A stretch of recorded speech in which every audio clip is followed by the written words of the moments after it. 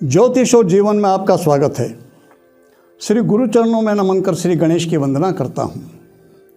आज के समय में प्रायः व्यक्ति शत्रु बाधा से किसी न किसी रूप से पीड़ित पाए जाते हैं। इस प्रकार की शिकायत करते पाए जाते हैं। कोई तो प्रत्यक्ष रूप से नाम लेके बताते हैं कि फलां व्यक्ति मेरे साथ शत्रुता कर रहा है, मेरे साथ इस तरह की दुश्मनी निकाल रहा है, मेरा इस तरह से अहित कर रहा है। कई व्यक्तियों को पता नहीं होता, लेकिन वो अपने साथ जो कुछ भी घट रहा है विपरीत, उसके लिए किसी न किसी को दोष दे रहे होते हैं, किसी न किसी शत्रु की कल्पना कर रहे होते हैं। कोई न कोई है जो मेरे साथ दुश्मनी निकाल रहा है, पता नहीं कौन है, और फिर वो वहम में किसी की भी कल्पना करते रहते हैं। शत्रु बाधा के निवारण के लिए कई प्रयोग हमारे शास्त्रों में वर्णित हैं। सबसे ज़्यादा जो ख्याति जिसकी है वो है माँ पीताम्बरा बगलामुखी। शत्रु बाधा निवारण के लिए,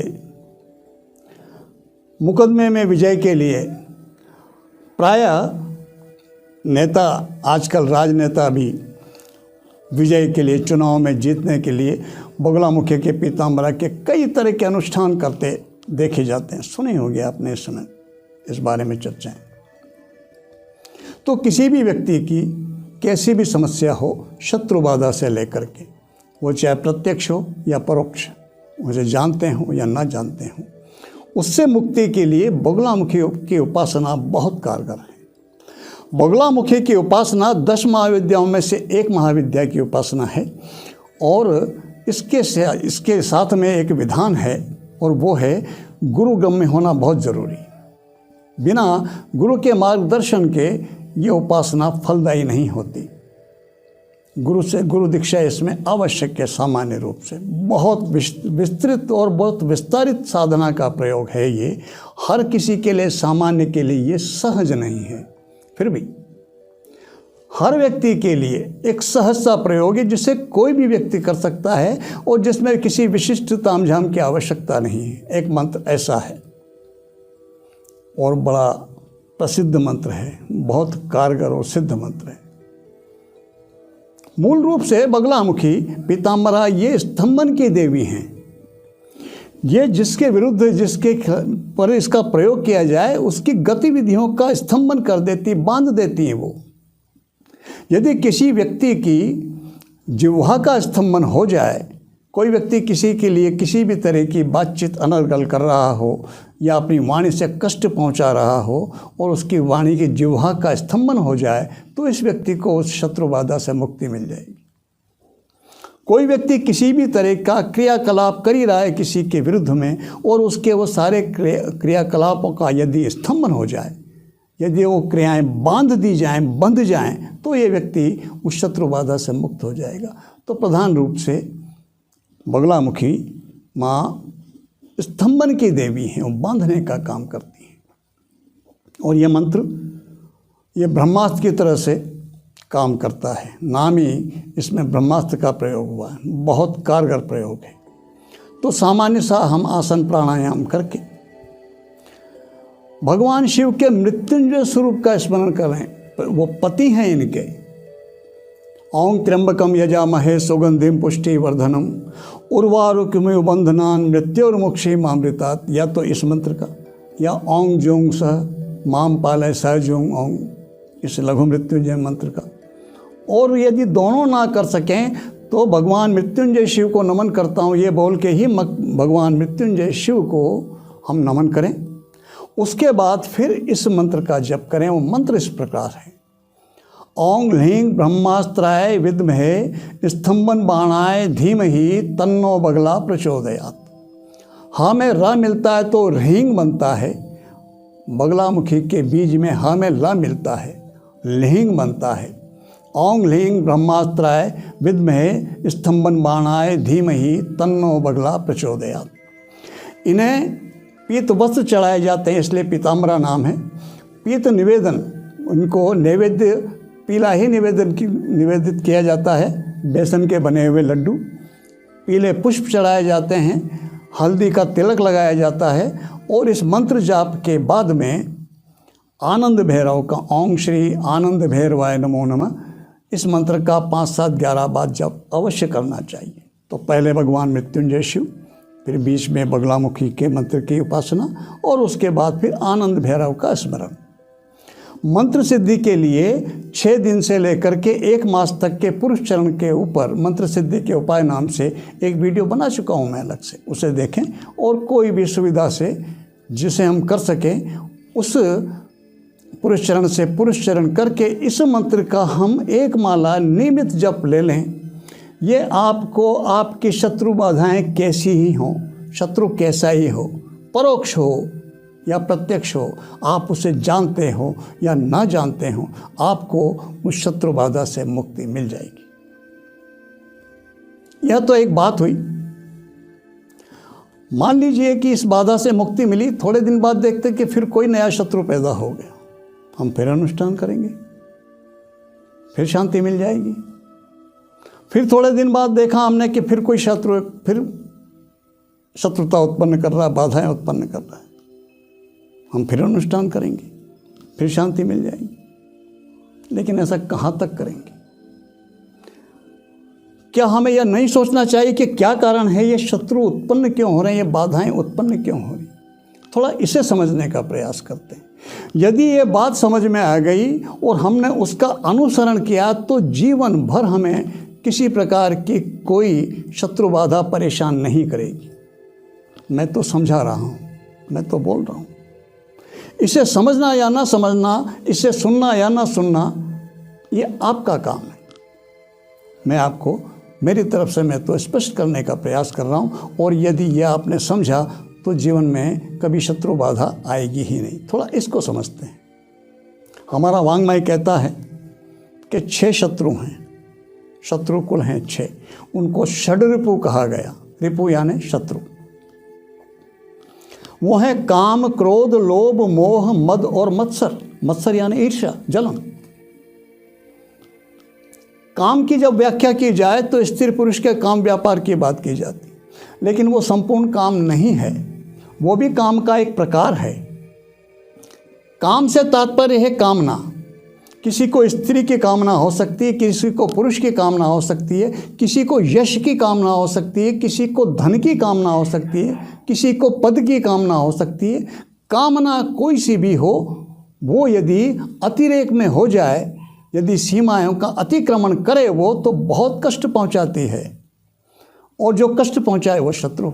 इसलिए काम को, कामना को शत्रु माना गया। क्रोध, कुछ भी यदि अनुचित हमारे साथ होता है और क्रोध आता है तो उस क्रोध आने में कोई बुराई नहीं है। बुराई कब है? बुराई है उस क्रोध के टिके रह जाने में। क्रोध आया और क्रोध को की अभिव्यक्ति हो गई, बात समाप्त हो गई। उस क्रोध का टिका नहीं रहना चाहिए। यदि क्रोध टिका रहेगा तो जलाएगा आपको। क्रोध समो वह्नि नास्ति, क्रोध के समान कोई अग्नि नहीं है, तो कष्ट पहुंचाएगी। और जो कष्ट पहुंचाए वो शत्रु, इसलिए क्रोध को शत्रु माना गया। काम, क्रोध, लोभ, जो नियत है, जो मिलना चाहिए, उससे अधिक की कामना की प्राप्ति की जो भावना है वो लोभ कहलाती है। यदि इसका अतिरेक हो जाएगा और ये हावी हो जाएगी तो व्यक्ति कुछ भी उचित अनुचित करेगा उसकी प्राप्ति के लिए, जो नियत है उससे अधिक की प्राप्ति के लिए। और ये बात कहीं न कहीं नुकसान पहुंचाएगी। जो नुकसान पहुंचाए वो शत्रु, इसलिए लोभ को शत्रु कहा गया। मोह, मोह किसी से भी हो सकता है। मोह जरूरी नहीं है कि किसी जीवित से ही हो। मोह बहुतों को मकान से, जमीन जायदाद से, पैसे से, पद से, किसी से भी हो सकता है। कई व्यक्तियों को मृत व्यक्तियों के मोह में पड़ते देखा है। कोई मृत पिता के मोह से मुक्त नहीं हो पाता, कोई मृत पत्नी के मोह से मुक्त नहीं हो पाता। मोह में पड़ना वो अपराध नहीं है, वो गलत नहीं है, मानव स्वभाव है। मोह हो सकता है, लेकिन मोह भंग होने के बाद, मोह भंग होने की स्थिति आ जाए और फिर भी यदि मोह से विरत नहीं होता है व्यक्ति, तो ये भावना, ये बात उसे बहुत कष्ट पहुंचाएगी। और जो कष्ट पहुंचाए वो शत्रु, इसलिए मोह को शत्रु कहा गया। मद। मद यानी अहंकार, घमंड। किसी को अपनी शक्ति पर मद हो सकता है, किसी को पैसे का मद हो सकता है, किसी को अपने रूप रंग का मद हो सकता है, किसी को अपनी बुद्धि विवेक का, विद्वता का मद हो सकता है। किसी भी प्रकार का मद हो, किसी भी प्रकार का घमंड हो, ये जब अतिरेक करेगा तो ये व्यक्ति को बहुत कष्ट पहुंचाएगा, इससे बहुत तकलीफ होगी। और जो तकलीफ पहुंचाए, जिससे कष्ट हो, वो शत्रु। इसलिए मद को भी शत्रु माना गया। मत्सर, मत्सर यानी ईर्ष्या। किसी भी व्यक्ति की अच्छी स्थिति को देख करके यदि मन में जलन पैदा होती है, ईर्ष्या का भाव पैदा होता है, तो ये भाव बहुत नुकसान पहुंचाएगा उसको। प्रकृति को, परमेश्वर को एक संदेश जाता है कि इस व्यक्ति को कोई भी अच्छी स्थिति अच्छी नहीं लगती, उससे पीड़ा होती है। दूसरों की अच्छी स्थिति ही जब पीड़ा पहुंचा रही है, इसको अच्छी स्थिति में पहुंचाए तो इसे कितनी पीड़ा पहुंचेगी? नहीं, इसको अच्छी स्थिति में नहीं पहुंचाना है। सीधी सी बात, ईर्ष्यालु व्यक्ति की प्रगति में बाधा पड़ती है, और जो हमारी प्रगति में बाधा डाले वो हमारा शत्रु। इसलिए मत्सर को शत्रु माना गया। ये 6 स्वरूप हैं शत्रु के। जो इन पर विजय प्राप्त कर लेता है, जो इन भावनाओं को समझ लेता है, उसे जीवन में कभी शत्रुता की पीड़ा नहीं भोगनी पड़ती। मन में किसी प्रकार की कामना के उत्पन्न होने में कोई दोष नहीं है, वो कोई अपराध नहीं, उससे कोई पाप नहीं लगता। मानव स्वभाव है, कामना तो उत्पन्न होगी, कामना जीवित रखने का काम करती है, आसरा बनाती, सब कुछ ठीक है, लेकिन उसका अतिरिक्त नहीं होना चाहिए। और उसके अतिरेक होने पर, सीमाओं के अतिरिक्त करने पर कुछ भी अनुचित करने की तरफ नहीं जाना चाहिए। किसी के प्रति मोह का उत्पन्न हो जाना कोई अपराध नहीं है, सामान्य सी प्रक्रिया, मानव स्वभाव है, हो सकता है। लेकिन मोह भंग होने के बाद भी उस मोह में जुड़े रहना, उस मोह में पड़े रहना, उससे बाहर नहीं निकलना, ये बात उसको पीड़ा पहुंचाएगी और शत्रु के समान काम करेगी।